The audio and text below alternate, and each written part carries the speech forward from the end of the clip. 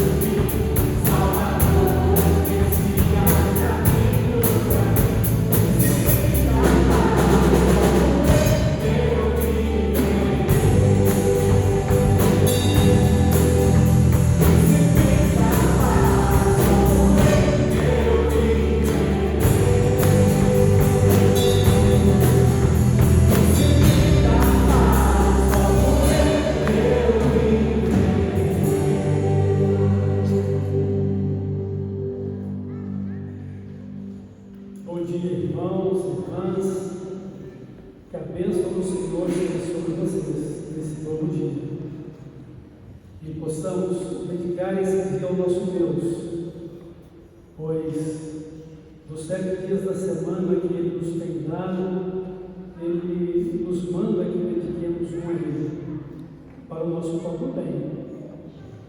E esse dia que dedicamos ao Senhor, nos diz a Bíblia que Ele é um símbolo do descanso eterno que vamos ter com Deus nos céus. Quando descansaremos das nossas fadigas do trabalho, e aonde não haverá mais tristeza nem dor, nem choro, nem morte. Glória a Deus, que a paz dele esteja com cada um de nós. Nós vamos fazer a leitura da palavra de Deus, que se encontra no livro de Ruth. Nós estamos aprendendo sobre compaixão e graça. Deus é amor, por isso Ele tem compaixão e demonstra graça para com todos nós. E Ele também manda que sejamos compassivos e graciosos, como Ele é. E nesta manhã nós estaremos refletindo sobre a soberania de Deus em o sofrimento. Então vamos ouvir a palavra de Deus aqui e no momento oportuno vamos refletir sobre esta importante questão, a soberania de Deus e o sofrimento. Tinha Noemi um parente de seu marido, senhor de muitos bens, da família de Elimeleque, o qual se chamava Boaz. Ruth, a moabita, disse a Noemi: deixa-me ir ao campo e apanharei espigas atrás daquele que me favorecer. Ela lhe disse: vai, minha filha. Ela se foi, chegou ao campo e apanhava após os segadores. Por casualidade entrou na parte que pertencia a Boaz, o qual era da família de Elimeleque.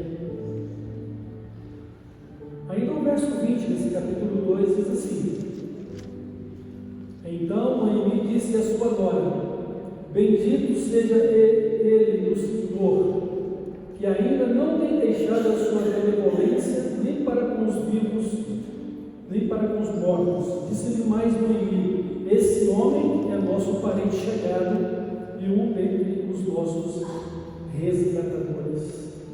Deus abençoe a sua palavra e ela fique guardada em nosso coração, e pela fé possamos viver aquilo que Deus nos manda ser e viver perante Ele, uns para com os outros. Nós vamos orar, vamos lembrar aqui os aniversariantes desta semana. Então, no dia 28, nós temos o aniversário do nosso irmão Reginaldo. No dia 29, nós temos o aniversário das nossas irmãzinhas Sara e Sofia Batista Figueiredo Gomes. E no dia 31, o aniversário de casamento do nosso irmão William e Maria.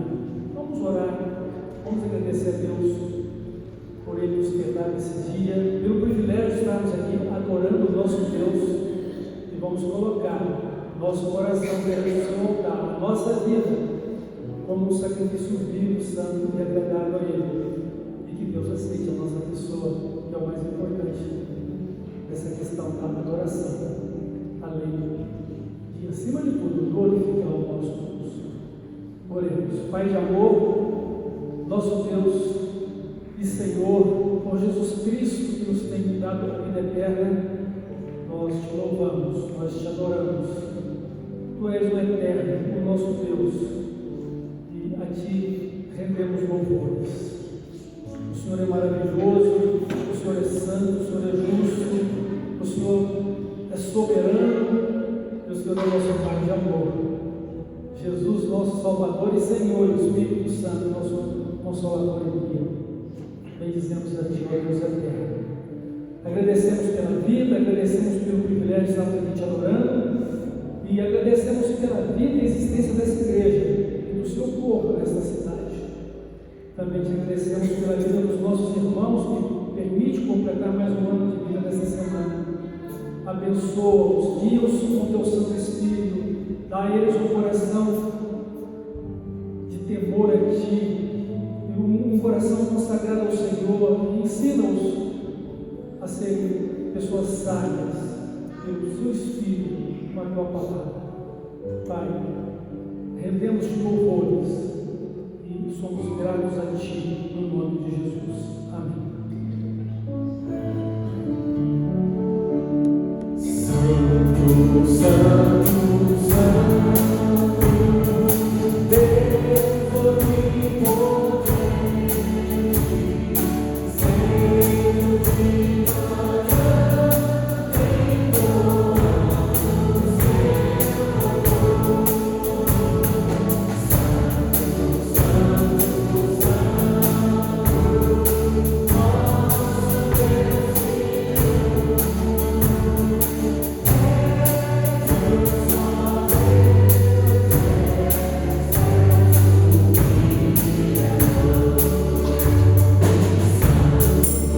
Santo, Santo,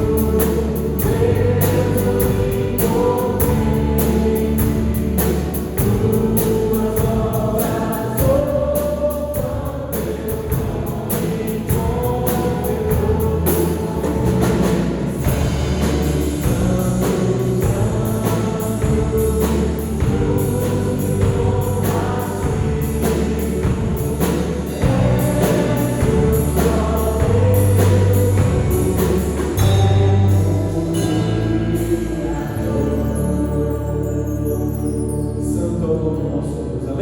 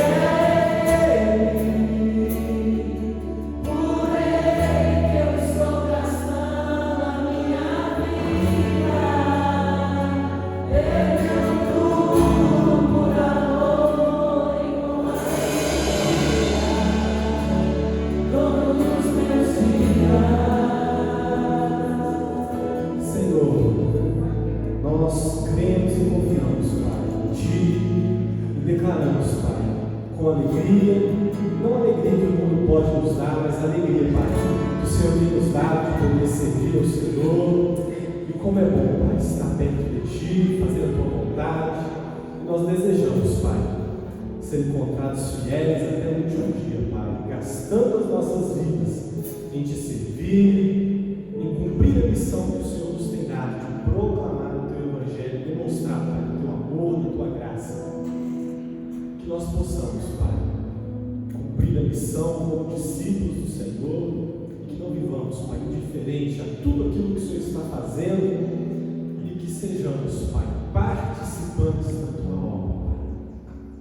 O Senhor é digno e merecedor, Pai. Não há nada em nós que possa agradar o Senhor, mas ainda assim o Senhor, Pai, tem se compadecido de nós e tem nos feito participantes juntamente contigo, Pai, dessa grande missão que é de proclamar o Teu Evangelho. Que o Senhor possa, nessa manhã, falar nos nossos corações e que o Senhor venha usar o mensageiro nessa manhã e que ele possa falar do Senhor de forma que sejamos edificados por meio da Tua palavra, em nome de Jesus. Oramos.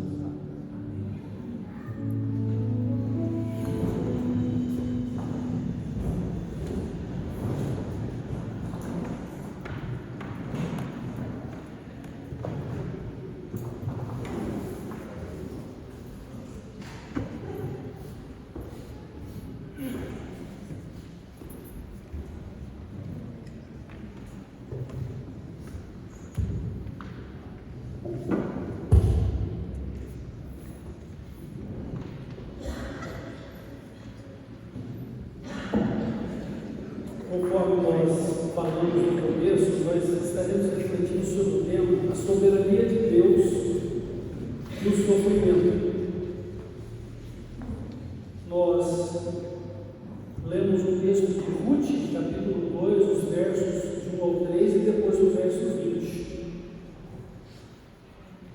Então, no livro de Ruth, ele mostra que Deus é soberano e que Ele está acima do sofrimento. O sofrimento, ele é consequência do pecado, mas ele também pode ser usado por Deus como uma disciplina para trazer de volta os seus filhos a Ele. A história de Ruth acontece no tempo dos juízes, é um tempo em que o povo de Israel viveu altos e baixos na vida espiritual. Quando o povo de Deus estava andando na presença de Deus e vivendo de acordo com a sua palavra, as coisas iam muito bem. Mas quando o povo de Deus se inclinava para adorar os deuses das nações à sua volta, ou seja, quando o povo de Deus se voltava para a idolatria, então vinha o sofrimento como disciplina de Deus. Tudo indica que nos dias de Elimeleque e Noemi, a escassez e fome que aconteceram estava relacionada à disciplina de Deus por causa da idolatria. Então Deus estava usando essa escassez e fome na terra, ou seja, Deus estava usando o sofrimento como uma disciplina. E o que aconteceu com Elimeleque e Noemi é que eles ainda possuíam alguma coisa, quem sabe tendo vendido temporariamente as suas terras, decidiram mudar para a nação vizinha de Moabe. E não foi uma decisão boa, porque eles deveriam ter permanecido em Israel e ter enfrentado a disciplina do Senhor junto com a nação. E eu quero que vocês entendam também que, às vezes, o sofrimento não é causa direta da pessoa. Será que Elimeleque e Noemi eram idólatras naquele momento? Poderia não ser, mas o fato é que por causa da idolatria dos outros na nação, eles estavam agora sofrendo aquela escassez de fome por causa da disciplina de Deus na nação. Quero que vocês entendam que o pecado de uma pessoa não prejudica somente a ela, prejudica também outros. Imaginar um motorista bêbado que comete um acidente automobilístico, ele pode ceifar vidas que não tem nada a ver com o problema dele. Então, assim como o pecado de uma pessoa pode atingir outras pessoas, porque o pecado de Adão e Eva atingiu toda a humanidade e a própria terra, porque disse Deus para Adão: maldite a terra por causa de ti. Então, Elimeleque e Noemi com seus 2 filhos foram para a nação vizinha de Moabe. Ali, eles perderam o resto dos bens que possuíam. E os 2 filhos casaram-se com mulheres estrangeiras, o que não era recomendado também pelo Senhor aos filhos de Israel. E o que aconteceu foi que, além de terem perdido o que ainda restava, Elimeleque morreram os 2 filhos e restou Noemi, viúva com 2 noras viúvas. E ela fica sabendo que Deus havia retornado a abençoar o seu povo, Israel. E ele então toma a decisão de voltar.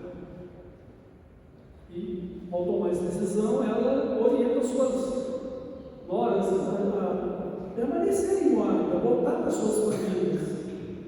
Mas uma delas, a Ruth, não concordou e disse: olha, agora o seu Deus é o meu Deus, o seu povo é o meu povo. Aonde você for, eu irei. Aonde você morrer, eu vou morrer. Nada vai me separar de você. Então, Noemi volta com Ruth, sem nada. Elas vão recomeçar a vida do zero. E ela diz para o Senhor: eu mudo meu nome agora não é mais Noemi, abençoada, meu nome agora é Mari, amargurada. Porque eu saí, ainda tenho coisa, agora não tenho mais nada. E então, ela vai receber apoio das pessoas de Israel, mas quando Ruth vai dizer: vou colher espigas após os semeadores, nós aprendemos isso, que era uma disposição legal, que o proprietário deveria permitir isso, também não recolher as espigas que caíssem, e não colher as espigas dos entornos, para deixar exatamente para o pobre, para o necessitado, para o órfão, para a viúva. E aqui diz que casualmente Noemi vai recolher, Ruth vai recolher espigas da propriedade de Boaz, do parente de Elimeleque. Casualmente, foi a mão de Deus, todo-poderoso, soberano, compassivo, cheio de amor, conduzindo tudo isso. Eu creio que Deus estava conduzindo tudo isso. E aí, Noemi vai ficar muito feliz, olha, porque além de ter recolhido, Boaz ainda deu para ela mais da sua própria comida, porque ele se compadeceu de Noemi e dela, e sentiu compaixão, e vendo a bondade de Ruth para Noemi. E quando Noemi ouve essa história de Boaz ainda deu mais do que ela colheu, bendito seja Deus, abençoa este homem, Deus que não nos deixou a nossa própria sorte. Deus é compassivo e Ele é misericordioso, está nos abençoando. Ele é um dos nossos advogados. E aí vocês vão depois perceber que Ruth abençoa a vida de Noemi e Boaz abençoa a vida das duas. Porque Deus está no controle, Deus é soberano, Deus pode tudo, Deus está acima de todas as coisas, Ele é todo poderoso, Ele é o Senhor. fala assim para a gente: agindo eu, quem o impedirá? Aquilo que eu falei, eu vou fazer, e ninguém pode impedir. Então o sofrimento, ele não atinge a Deus. Pelo contrário, Deus tem o controle dele. Mas afinal de contas, por que o sofrimento existe? E uma vez que Deus é soberano, por que Ele deixa o sofrimento na vida das pessoas? Então, o sofrimento, irmãos, ele é uma realidade para toda a humanidade. E ele é consequência do pecado. É isso que nós queremos refletir nesta manhã. De acordo com a palavra de Deus na Bíblia Sagrada, o sofrimento não é de responsabilidade de Deus, mesmo ele estando acima dele e tendo o domínio sobre ele, porque ele é Deus. O sofrimento é consequência do pecado. Deus não criou o homem ou o ser humano para o pecado e nem para o sofrimento. Deus criou o homem para o louvor da sua glória, para expressar a majestade de Deus através de uma vida parecida com Ele. Não apenas para ser parecida, mas para poder ser reflexo do caráter dele, da bondade dele, do amor dele e da eternidade dele. Então Deus nos criou para o bem, não para o mal. Deus nos criou para a vida e não para a morte. Deus nos criou para uma vida feliz e não para a infelicidade, porque nos criou a imagem e a semelhança dele. Só que tem um detalhe: Deus nos criou também como pessoas livres. O governo de Deus sobre as nossas vidas é um governo moral. Então Deus, Ele testa o amor e a fidelidade do homem. Deus deu para ele todas as condições necessárias para uma vida íntegra, para uma vida feliz. Deus diz: olha, de todas as árvores do jardim você pode comer livremente, até da árvore da vida, da vida eterna. Mas Ele diz: olha, desta árvore, a árvore do conhecimento do bem e do mal, não coma dela, porque o dia que dela comer, Ele diz: certamente morrerás. Ou seja, certamente você vai enfrentar sofrimento e morte. Mas Deus deu ao homem a sabedoria e a inteligência que Ele mesmo tinha, porque foi criado a imagem e a semelhança de Deus. E, no entanto, o homem desobedeceu a Deus, pecou. A palavra de Deus diz assim: por um só homem entrou o pecado no mundo, e pelo pecado a morte, e assim a morte passou a todos os homens, porquanto todos pecaram. Não há um justo, nenhum sequer. Esta é a realidade humana. Pecadores sujeitos ao sofrimento e pecadores que terão que enfrentar a morte.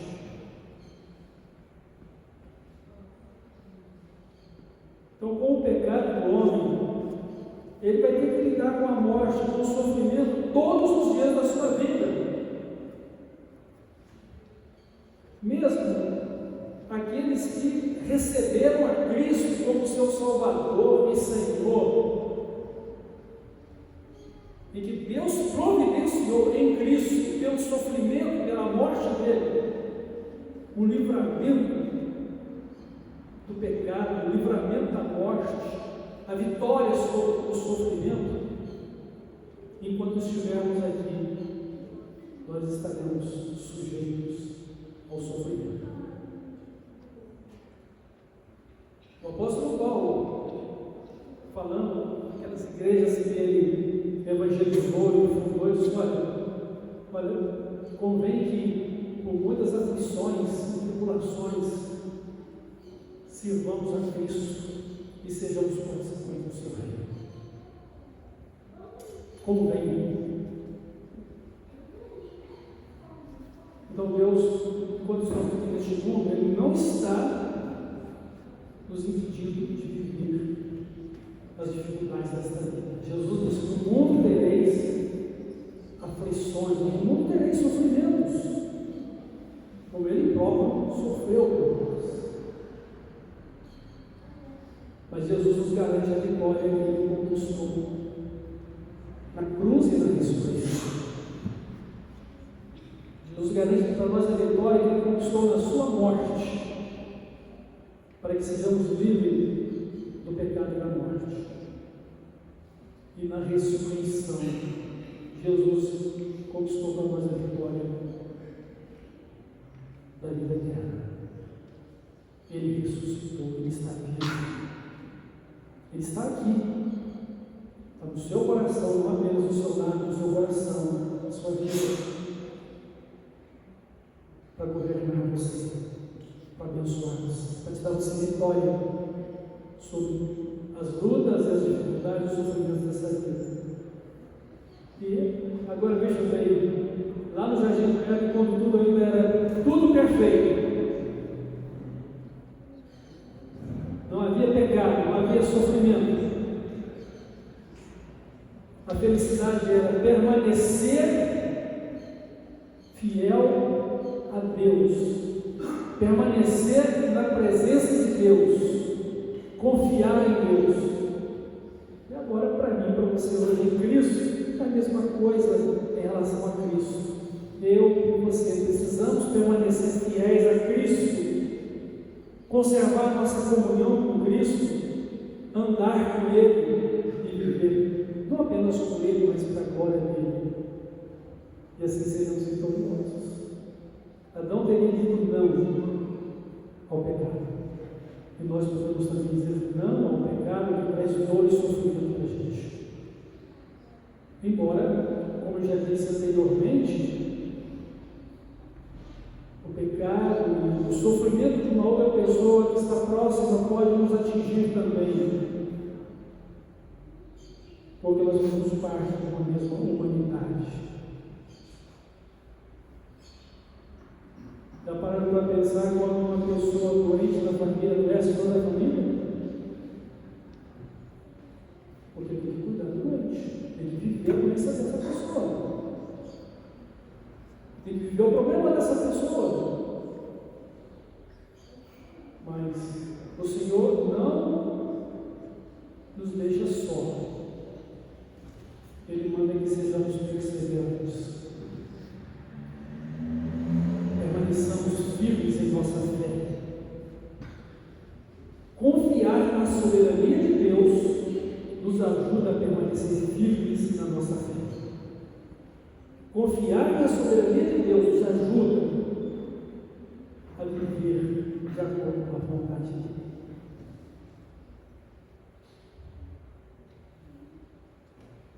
Então, com o pecado, o homem tem que conviver, tem que lidar com o sofrimento e a morte todos os dias da sua vida. E a nossa vida, então, é uma mistura de momentos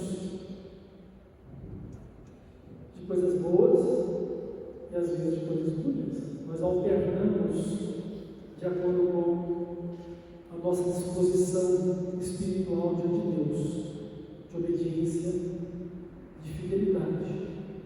Há momentos de alegria e momentos de dor também, por causa da disciplina de Deus sobre os nossos pecados, ou porque estamos sendo atingidos pelo sofrimento do outro, ou porque estamos no mundo que está sob a disciplina de Deus. Mas o que importa é que Deus, soberano, nosso Deus, está conosco, e é isso que vai fazer a diferença. É isso que vai fazer a diferença. Então, Deus já nos providenciou salvação. Deus já nos providenciou o livramento da escravidão do pecado e do poder da morte. Jesus já venceu por nós. Mas precisamos entender que, se formos obedientes, Deus vai nos dar sempre vitória. Se formos desobedientes, Deus vai nos disciplinar. Então nós devemos também estar alegres por causa da bênção de Deus que está tudo bem, e devemos também ficar alegres pela disciplina de Deus, porque ela tem um propósito, nos trazer de volta à intimidade da comunhão com Ele. Por isso que a palavra de Deus diz: quando vem de Deus nos corrige com filhos, para não sermos condenados com o mundo. O fato é que nenhuma disciplina é agradável, mas o resultado dela é bom, que é a nossa santificação. A tristeza que vem do mundo, essa é devastadora, é sofrimento que não tem solução. Mas a tristeza que vem de Deus, ela promove em nós arrependimento e fé para salvação. Vamos a palavra de Deus. Então, quando Deus nos aflige, para o nosso bem. Mas será que Deus quer que o processo que Ele queira fazer isso, simplesmente nos dar sofrimento? Não é isso não. Ele diz o seguinte: olha, eu ponho diante de vocês a bênção e a maldição. Ou seja, eu ponho diante de vocês aquilo que é bom e aquilo que é sofrimento. Escolha aquilo que é bom, escolha a vida. E aonde está essa escolha? É na obediência e na fidelidade a Deus. E a palavra de Deus diz: nos guardará de todo mal. Aquele que teme ao Senhor será guardado por Ele. O Senhor vai guardar a nossa entrada e a nossa saída em todo o tempo, para que sejamos bem-sucedidos em tudo que fizermos, vivendo em obediência e no temor dele. Agrada-te do Senhor, que Ele fará que deseje o seu coração.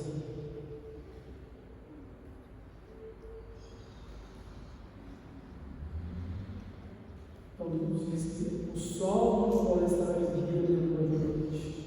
Ou seja, você não vai precisar de temer os sofrimentos que acontecem de dia ou de noite, porque o Senhor te guardará de todo mal. Essa é a promessa de Deus. E Ele é fiel para cumprir a palavra dele. Ele é soberano. E Ele é verdadeiro. Ele é justo. E Ele é santo para cumprir tudo que Ele promete.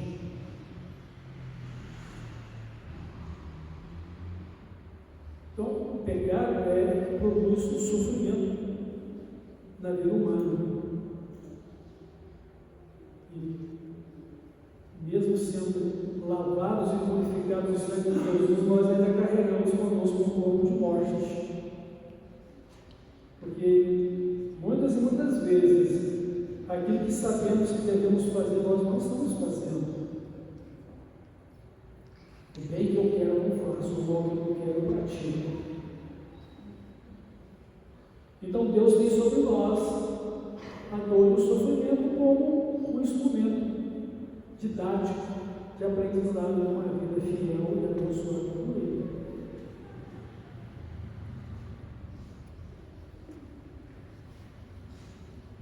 Já pararam para pensar e lembrar que o ouro, a prata, metais preciosos, eles só existem na sua pureza quando passaram pelo fogo?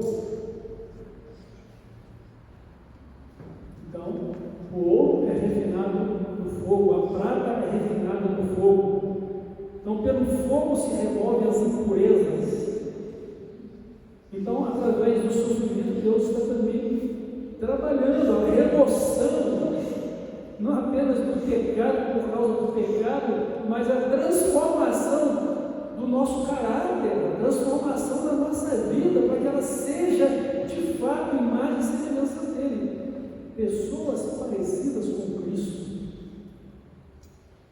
Então vamos aprendendo, à medida que vivemos e superamos o pecado e o sofrimento que ele traz.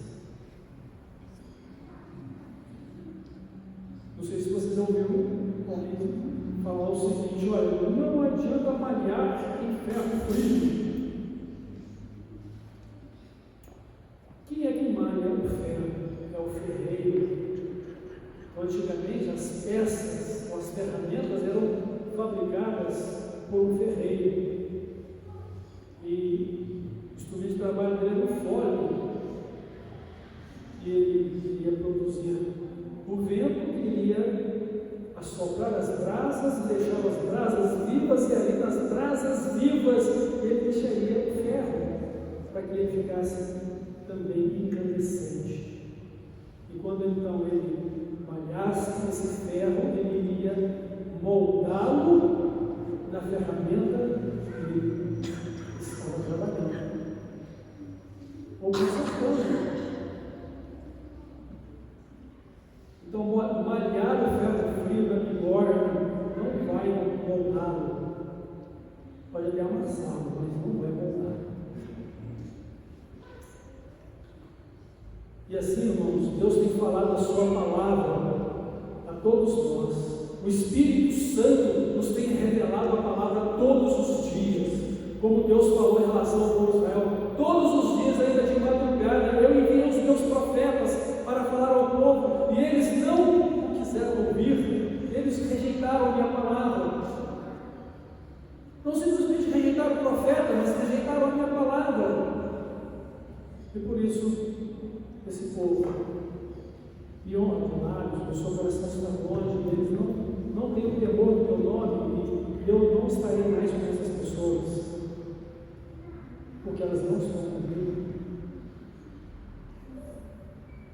Então Deus tem falado conosco sempre a sua palavra, todos os dias, e o Espírito Santo nos tem revelado elas. Agora, temos tido ouvidos para ouvir a palavra do Senhor? Temos tido atenção para receber aquilo que Deus nos tem falado?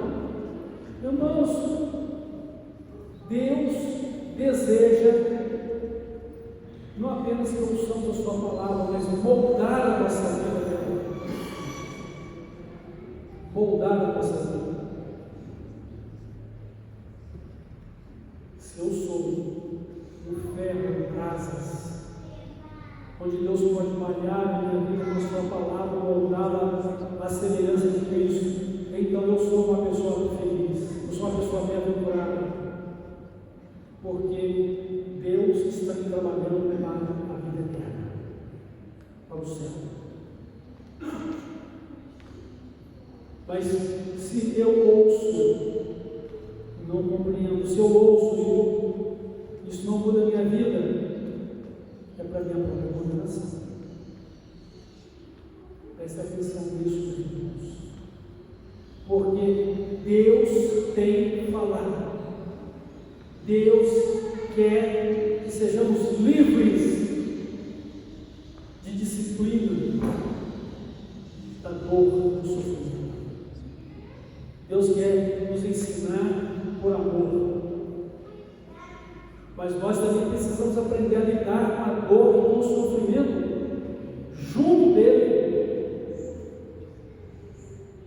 O apóstolo Paulo diz o seguinte: eu já aprendi a ter de tudo e a não ter nada.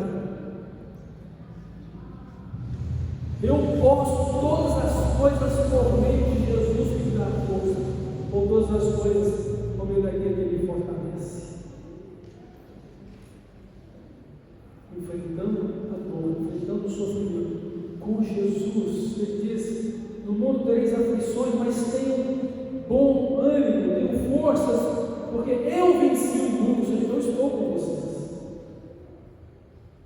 e comigo vocês são vencedores. Não é que a gente não vai ter dor ou sofrimento, a gente vai, mas com Jesus a gente vence, e a nossa vida é purificada, é transformada. Deus transforma as nossas dores, os nossos sofrimentos na vida, conforto, paz, segurança, sobretudo, uma vida melhor. uma pessoa melhor. A palavra de Deus diz que todas as coisas contribuem para o bem daqueles que amam a Deus. Irmãos, não esqueçam, o sofrimento é consequência do pecado, e a responsabilidade do sofrimento não é de Deus, é do próprio homem, porque o homem é responsável pelo que é e pelo que faz. A palavra de Deus diz que aquilo que o homem planta, ele colhe. Se você semear vento, você vai colher tempestade. Se você semear na carne, uma vida carnal, você vai colher corrupção e morte. Com a mesma medida com que você mede, você será medido. Aquele que lança a mão da espada, pela espada também será ferido. É a lei da reciprocidade. Deus não apenas vai se permitir, mas Ele vai usar muitas vezes como disciplina na minha vida e na sua vida para nos corrigir. Para que confiemos nele, para que andemos com Ele, para que busquemos a sua vontade e para que sejamos pessoas segundo o seu coração. Então nós não devemos nos mostrar fracos no dia da angústia. Nós devemos confiar no Deus soberano, no Deus todo-poderoso, no Deus da nossa salvação. Ele nos diz assim: clama a mim e responder-te-ei. Olhai para o Senhor e sejam salvos, vós todos os que estão. Meus irmãos, minhas irmãs, Deus é soberano sobre o sofrimento, Ele está acima dele. Ele não pode sofrer porque é Deus. Sofrimento não atinge. Sofrimento está nas mãos dele porque ele tem o domínio, ele tem o governo.